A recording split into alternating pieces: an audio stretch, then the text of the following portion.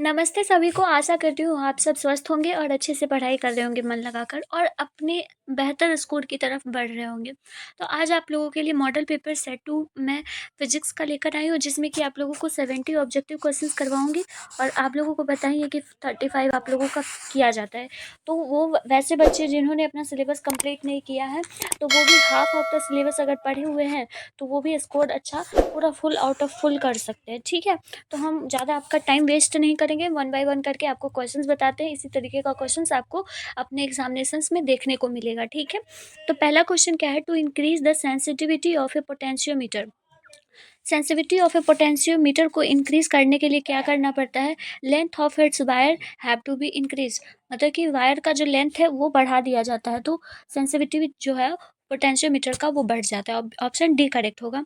The magnetic field produced at the centre of current carrying circular coil is. जो magnetic field produced होता है centre पे, वो कितने डिग्री के एंगल पे रहता है कॉइल, ये पूछा गया।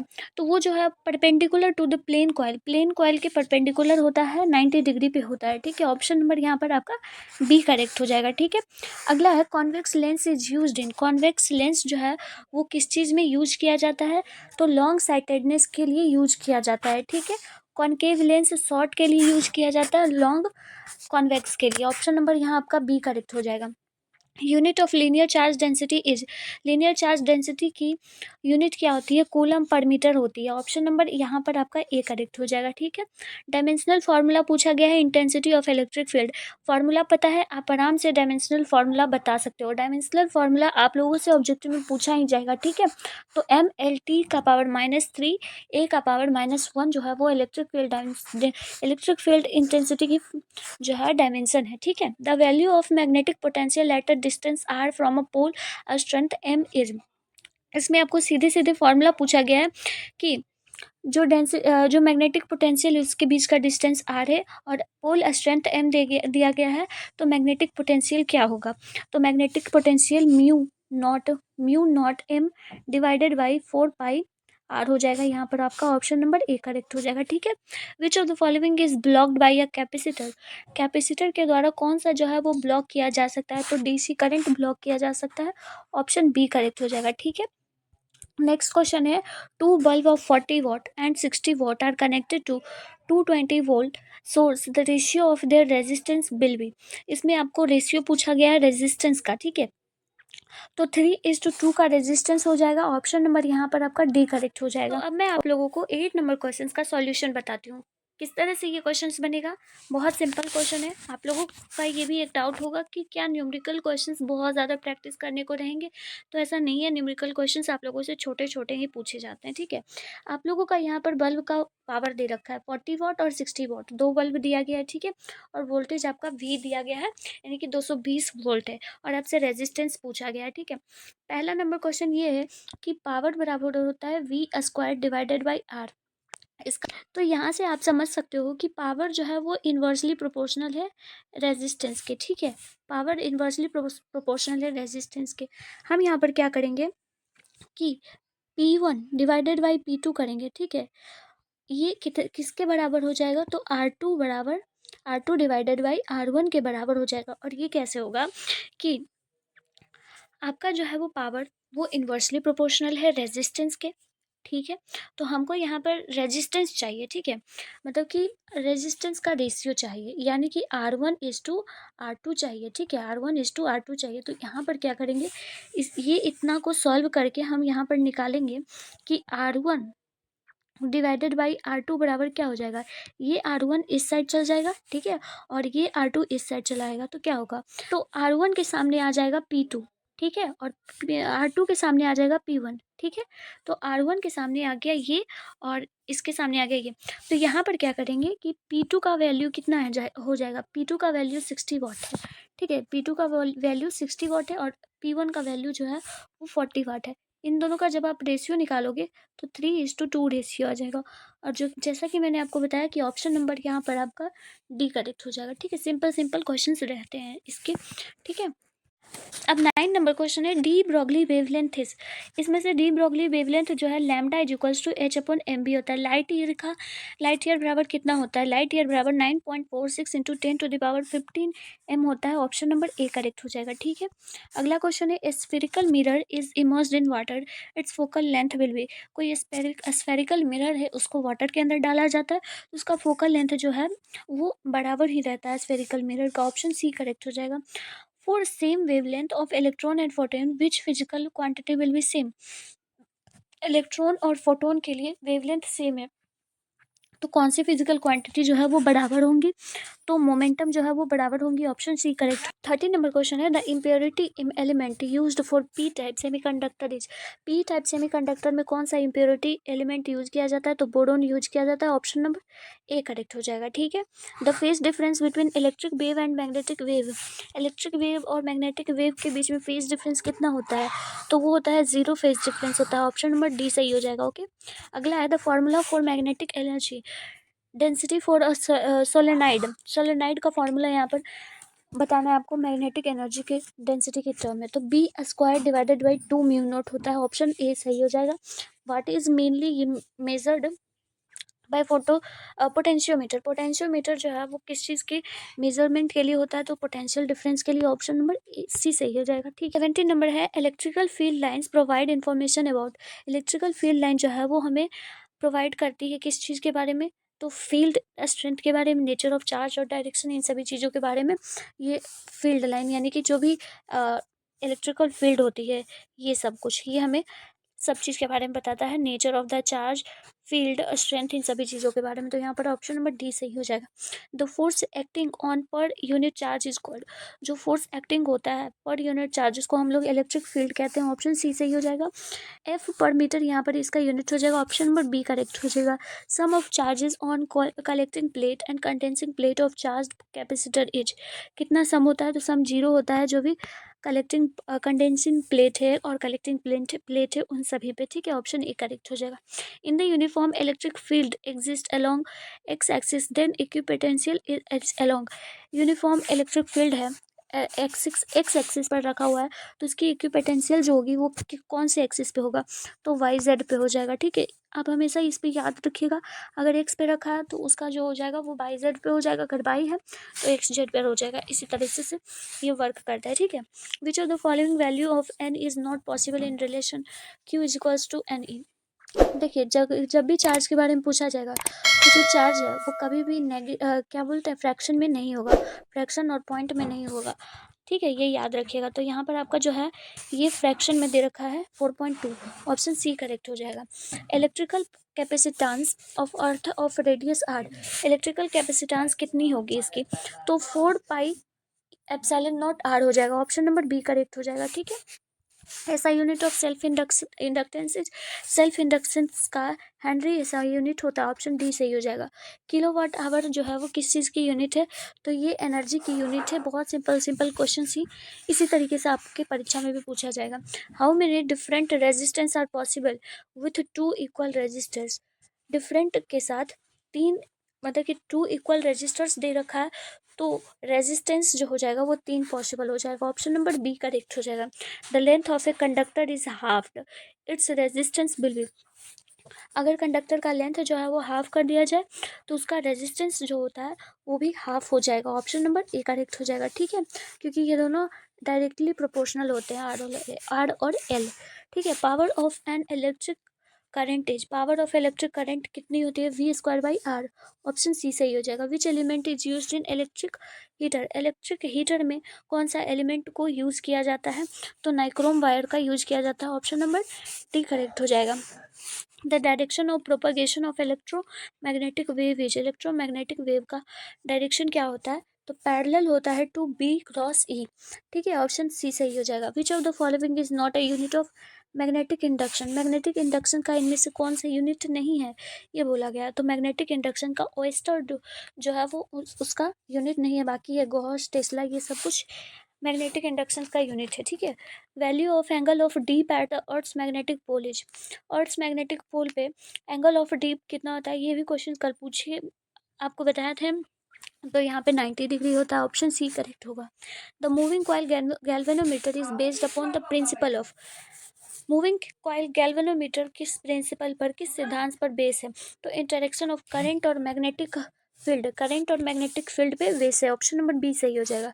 म्यू नॉट का एसआई यूनिट क्या हो जाएगा? म्यू नॉट का एसआई यूनिट होता है TMA का पावर -1, ऑप्शन बी सही हो जाएगा। ठीक है, अगला है 35, a straight conducting rod held horizontally along east west is released to fall, potential difference across it will be increase. यानी कि स्ट्रेट कंडक्टिंग रॉड है जिसको हॉरिजेंटली ईस्ट और वेस्ट में रखा गया है और उसको फॉल करा रहे हैं। ठीक है, पोटेंशियल डिफरेंस कितना होगा, इसका कैसा हो जाएगा? तो पोटेंशियल डिफरेंस जो हो जाएगा वो इंक्रीज हो जाएगा, ऑप्शन बी सही हो जाएगा। ड्रिफ्टिंग वेलोसिटी आपसे यहाँ पूछा गया और अप्लाइड इलेक्ट्रिकल फील्ड ई है, तो इसका फॉर्मूला यानी कि रिलेशन इसके बीच में कैसा होगा ये पूछा गया। तो इन दोनों के बीच में डायरेक्टली प्रोपोर्शनल का रिलेशन होता है, VD is directly proportional to E, option number B सही हो जाएगा। ठीक है, अगला क्वेश्चन क्या हो जाएगा? द रिलेशन बिटवीन आरएमएस और IRMS के बीच में आपको रिलेशन बताना है I नोट के बीच में, यानी कि ऑल्टरनेटिंग करंट I नोट के बीच में आपको रिलेशन बताना है। तो ये रिलेशन बहुत ही महत्वपूर्ण रिलेशन है, याद रखना पड़ेगा। IRMS इक्वल्स टू होता है 0.70 I नॉट। ठीक है, ऑप्शन सी करेक्ट हो जाएगा। Power factor of an circuit is measured of. Power factor जो है वो किसी भी सर्किट का वो किस चीज़ को मेजर करती है? तो पावर फैक्टर जो है वो power lost in the circuit को मेजर करती है। ठीक है, ऑप्शन नंबर बी करेक्ट हो जाएगा। Inductive reactance offered by a inductor of inductance L in AC circuit of angular frequency is. तो इसमें जो हो जाएगा ओमेगा एल हो जाएगा। इंडक्टिव रिएक्टेंस में omega L, option number B correct हो जाएगा। एंगुलर फ्रीक्वेंसी और इसके बीच में क्या रिलेशन है ये पूछा गया है। इंडक्टिव रिएक्टेंस का फॉर्मूला है ये। ठीक है, ऑप्शन नंबर बी करेक्ट हो जाएगा। When an ammeter is shunted it measuring range, ये इंपॉर्टेंट क्वेश्चन से कल भी बताया थे। एम मीटर को शंट कर दिया जाएगा तो फिर इसका जो रेजिस्टेंस है वो इंक्रीज हो जाएगा। SI unit of D K constants, D K constant की एसआई यूनिट क्या होती है? तो हर्ट्ज होती है, ऑप्शन नंबर ए करेक्ट हो जाएगा। Direction of propagation of electromagnetic wave का डायरेक्शन कैसा होता है? तो पैरेलल टू ई होता है और be important question, option number D correct हो जाएगा। ठीक है, नेक्स्ट क्वेश्चन है light year is the unit of. Light year किस चीज़ की यूनिट है? तो डिस्टेंस की यूनिट है, ऑप्शन नंबर ए सही हो जाएगा। ठीक है, अगला क्वेश्चन है ब्रूस्टर लॉ जो है वो क्या है? तो mu is equals to 10 IP है, 10 IP, ऑप्शन नंबर यहाँ पर बी करेक्ट हो जाएगा। और ये बार बार सवाल पूछा जाता है, अच्छा क्वेश्चन है। ठीक है, इसको कॉपी में लिख लीजिए। The velocity of light is maximum in, जो वेलोसिटी होती है लाइट की वो किस चीज़ में मैक्सिमम होती है? सबसे ज़्यादा अधिक होती है, तो ये वैक्यूम में सबसे ज़्यादा वेलोसिटी होती है लाइट के, ऑप्शन डी करेक्ट हो जाएगा। कर्वेचर ऑफ प्लेन मिरर की रेडियस कितनी होती है? कर्वेचर ऑफ प्लेन मिरर की रेडियस कितनी होती है ये पूछा गया है, इन्फिनाइट रेडियस होती है। ठीक है, ऑप्शन ए करेक्ट हो जाएगा। सारा एक एक क्वेश्चन इंपॉर्टेंट है, महत्वपूर्ण है। The transversal nature of light wave supports, transversal nature जो है लाइट जो है वो किस चीज़ को सपोर्ट करती है? तो ये जो है पोलराइजेशन को, ट्रांसवर्स नेचर ऑफ लाइट जो है वो पोलराइजेशन में बहुत ज़्यादा हेल्प करती है। Angular dispersion is equal to, angular dispersion का यहाँ पर फॉर्मूला पूछा गया है, तो म्यू भी माइनस म्यू आर होता है, ऑप्शन नंबर सी करेक्ट हो जाएगा। ठीक है, the final range image in an astronomical telescope with respect to object. Astronomical telescope में फाइनल इमेज जो है वो किस प्रकार का बनता है ये पूछा गया, तो वर्चुअल और इरेक्ट बनता है, ऑप्शन नंबर डी करेक्ट हो जाएगा। ठीक है, मैग्नीफाइंग पावर कितनी होती है एस्ट्रोनॉमिकल टेलीस्कोप की, और वो भी नॉर्मल एडजस्टमेंट करने के बाद, ये जो होता है -FO/FE, option number A correct हो जाएगा। ये अधिकतर बार ऑब्जेक्टिव में पूछा जाता है। ठीक है, which of the following series of hydrogen spectrum is in visible range, visible range में कौन सा सीरीज जो है वो हाइड्रो स्पेक्ट्रम में है ये पूछा गया है, तो बाल्मर सीरीज जो है वो विजिबल स्पेक्ट्रम है, ऑप्शन नंबर बी करेक्ट हो जाएगा। इसमें फंडामेंटल पार्टिकल्स जो है वो कौन सा नहीं है? फंडामेंटल पार्टिकल्स, इसमें अल्फा पार्टिकल्स जो है वो फंडामेंटल पार्टिकल्स नहीं है, ऑप्शन सी सही हो जाएगा। सोर्स ऑफ सोलर एनर्जी कल भी पूछा हुआ है ये क्वेश्चन है। सोलर एनर्जी का एक ही सोर्स होता है, न्यूक्लियर व्हाट, फिजन या फ्यूजन? तो न्यूक्लियर फ्यूज़न होता है, ठीक है। ऑप्शन नंबर डी करेक्ट हो जाएगा। Atomic number of decrease with the emission of alpha particle from the nucleus. Alpha particles का जब भी इमिशन होता है न्यूक्लियस में तो एटॉमिक नंबर डिक्रीज करता है। कितना डिक्रीज करता है ये बोला गया है, तो वो 2 से डिक्रीज हो जाता है, 2 से डिक्रीज हो जाता है, 2 एटॉमिक नंबर डिक्रीज हो जाता है, ठीक है। The quantities which remain conserved in a nuclear reaction के बीच में जितने भी चार्जेस होते हैं वो हमेशा बराबर ही रहते हैं, वो कंजर्व्ड रहते हैं, कभी भी इधर उधर, मतलब जितना अगर वो बना है तो उतना ही टूटेगा, ठीक है। ऑप्शन ए करेक्ट हो जाएगा। Beta rays are defected by, beta rays जो होते हैं वो किस चीज़ से डिफेक्टेड होते हैं ये पूछा गया है। तो ये मैग्नेटिक एंड इलेक्ट्रिक फील्ड दोनों से ही डिफेक्टेड होते हैं। ऑप्शन नंबर डी करेक्ट हो जाएगा, ठीक है। अगला है लॉजिक गेट। ये क्वेश्चन आपसे एग्जाम में पक्का पूछा जाएगा, 100% पूछा जाएगा, क्योंकि एक लॉजिक गेट से जो है वो क्वेश्चन सवाल हमेशा रहता है। सिंबॉलिक फॉर्मेट में भी रहता है और इस तरह के फॉर्मेट में भी पूछा जाता है, ठीक है। तो 57 नंबर का आंसर क्या हो जाएगा, ये जो है एंड गेट है, ठीक है, एंड गेट। और अगर यहाँ पर नॉट लग जाता इस तरह से तो नैंड गेट हो जाता, लेकिन यहाँ नॉट नहीं लगा हुआ इसलिए ये एंड गेट हो जाएगा। ऑप्शन नंबर डी सही हो जाएगा, ठीक है। अगला क्वेश्चन क्या है, ये इनमें से कौन सा जो है वो चार्ज नहीं है, तो इनमें से चार्ज नहीं है वो है फोटोन। फोटोन जो है वो चार्ज नहीं है, ऑप्शन नंबर ए सही हो जाएगा। Majority current carrying in P type semiconductor जो होते हैं वो किस तरह के होते हैं, तो मेजोरिटी में इसमें क्या होता है, बी टाइप सेमीकंडक्टर में मेजोरिटी में ज़्यादा होल होता है, ठीक है। ऑप्शन नंबर यहाँ पर बी सही हो जाएगा। तो दो ही चीज़ तो होता है, एक होल होता है और एक इलेक्ट्रॉन होता है, ठीक है। अगर होल की संख्या जो है वो ज़्यादा हो जाती है तो वो बनता है पी टाइप सेमीकंडक्टर, और अगर होल की संख्या कम बन जाती है तो वो बन जाता है एन टाइप सेमीकंडक्टर, समझ गए। क्योंकि एन मतलब निगेटिव, अगर होल कम जाएगा तो इलेक्ट्रॉन की संख्या बढ़ जाएगी, अगर होल ज़्यादा हो जाएगा तो इलेक्ट्रॉन की संख्या कम जाएगी, और इलेक्ट्रॉन की संख्या कम जाएगी तो वो पी टाइप पॉजिटिव की तरफ मूव करेगी, ठीक है। 60 नंबर है the modulation index in amplitude modulation. जो मॉड्यूलेशन इंडेक्स है वो कितनी होती है, इसकी रेंज बतानी है एम्पलीट्यूड मॉड्यूलेशन से, ठीक है। तो इसकी रेंज जो होती है वो लाइज करती है 0 से 1 के बीच में, ऑप्शन बी करेक्ट हो जाएगा, ठीक है।